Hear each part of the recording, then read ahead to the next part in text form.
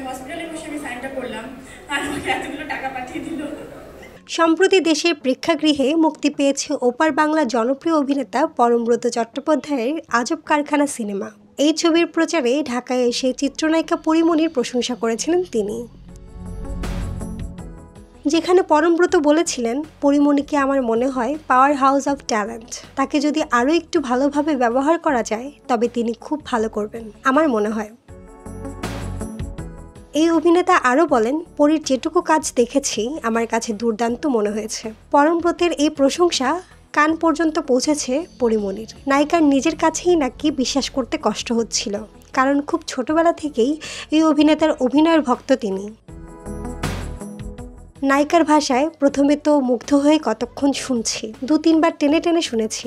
পরে ভেবেছি মানুষকে নানাভাবে আমরা অপমান অপদস্থ করতে পারি, প্রশংসা নাই করতে পারি, কিন্তু এসবের কারণে দিন শেষে মানুষটার যে চেষ্টা, এসবও একসময় ডাউন হয়ে যায়। পরমব্রত কিন্তু ভালো অভিনয় করেন, ভালো এই ভালো সেই, দেখতে সুন্দর। পরীমনি বলেন, তিনি কি বলেছেন পাওয়ার হাউস অফ ট্যালেন্ট, এই লাইনের গভীরতা হজম করতে আমার এত বেশি সময় লেগেছে যে বলে বোঝাতে পারবো না, তাই আমি বারবার টেনে টেনে দেখছি। পরমব্রতের সঙ্গে কাজ করার স্বপ্ন দেখেন পরীমনি। এই নায়িকা বলেন, আমি শুধু অপেক্ষা করছি কবে তার সঙ্গে কাজ করব। 22শে শ্রাবণ দেখে প্রথমে ভালো লেগেছিল পরমব্রতকে, এরপর তার যা যা ছবি দেখার সুযোগ হয়েছে কোনোটাই বাদ দিইনি, সবই দেখেছি। সঙ্গীত বাংলা চ্যানেলে গান দেখাতো, যে কটা দিন তুমি ছিলে পাশে, একই ব্রাশ দিয়ে দাঁত ব্রাশ করে, এসব দেখেই তো ছোটবেলা থেকে মনে কি কি যে হতো, কত ফ্যান্টাসি। ভাবতাম প্রেম বুঝি এমনই হতে হবে, একই ব্রাশ দিয়ে ব্রাশ করতে হবে। সে আমি এখন পরমব্রতের সঙ্গে যদি অভিনয় করি কেমন লাগবে ভাবলেই তো আমার মাথা কেমন কেমন জানি লাগে।